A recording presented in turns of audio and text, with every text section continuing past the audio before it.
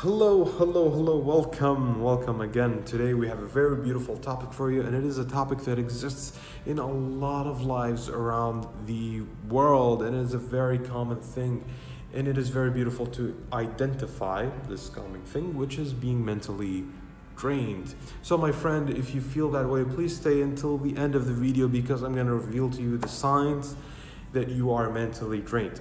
And it's good to address them because that helps you live a more positive and healthy life and helps you lead the life of your dreams, become the person of your dreams. So number one, starting off, is that you are very freaking easily irritated. Can be from anything that somebody says to you, your mom, your friend, your bestie, your BAE, goodbye, and anything that they say just kind of freaking ticks you off, right? It can be the simplest of the things. Even if a fork was placed wrong, you just want to murder that person.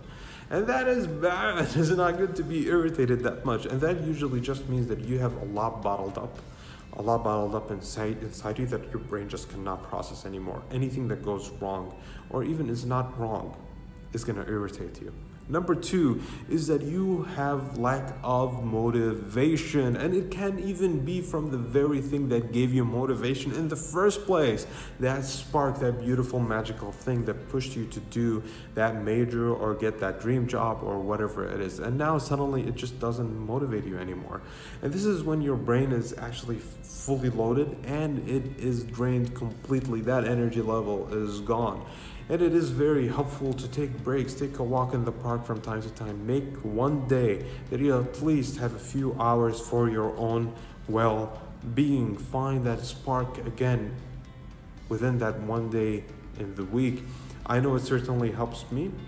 I have a very special day that I do that. I sit down, I read, I sketch, talk to people, socialize and whatnot, and always helps me rejuvenate and understand why it's very important for me to keep helping people around the world. So moving on, number three is that you have a lot of anxiety attacks. And this is a very dangerous thing because when anxiety attacks happen, is that because there's a lot of stuff that's bottled up in you for a very long time, never released. There's a lot of stress at work. Nobody's satisfied, and more than likely the first person who's not satisfied is yourself, and you're just sad about the quality of work you're putting or whatnot. Do not beat yourself up. Every master was once a disaster, but in any case, when that bottling up happens, your body and your brain needs to release that somehow, and it results in an anxiety attack. That's why people in very stressful environments end up having a lot more anxiety attacks than people who are not. Continuing on, number four is that you have trouble sleeping. As contrary and odd that to general belief is that when you're mentally drained, your brain is actually more active. There's a lot of things that you're not satisfied with, you're too stressed out or whatever. It basically does not help you fall asleep, and thus you spend a lot more time trying to fall asleep, you're feeling anxious, and sometimes that can also result in insomnia. And if you even do fall asleep, you're either going to wake up in the middle of the night, or when you wake up in the morning, you're going to feel like crap. And that's because, well, as the saying goes, if you sleep happy, you're going to wake up happy. And so it is very good to meditate before you sleep, or find a visualization technique that helps you just kind of wind down and relax. Do not look at your phone before you sleep, at least 30 minutes before. Just let it go and sleep peacefully. And continuing is number beautiful 5. Meaningless things piss you the fuck off. And that is very dangerous.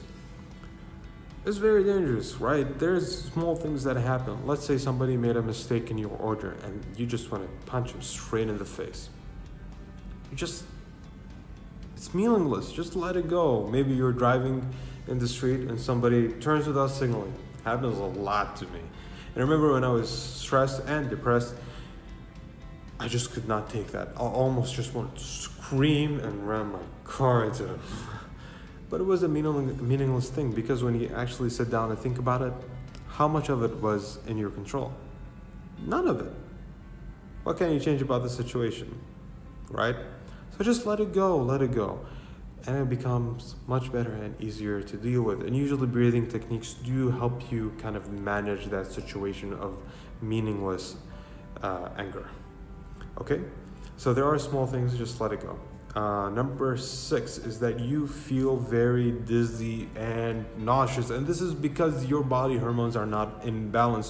When you're stressed out, just like myself, look at my beautiful hair and how it's falling. This is because I had very long times of stress and being mentally drained, and to be exact, 8 years of freaking education with no break limit. Okay. And a lot of it caused me to even get so fat, right? I got so fat even though I was not eating at all. I didn't eat that much. And mind you, there is a full month in the year that I do not eat or drink from sunrise to sunset. And even on top of that, I got fatter. And I realized the hormones and the chemicals inside my body were not actually in balance. And on top of that, I was dizzy and nauseous all the time. I felt I had no energy and nothing going on. If this is you, please understand that you are both stressed and drained. It is good to relax. And last point, which is number 7, you feel detached. And sometimes that is actually very difficult to identify, is that we are detached from reality. And this is the way I can identify it for you, is that you don't feel good and you don't feel bad. You feel like you're just coasting in between. There's nothing that drives you and there's nothing that kind of bothers you. It's just, it is what it is. And this is the most dangerous situation to be in, because when you are there, this is the most important, the most difficult cycle to break out of the 6 other points.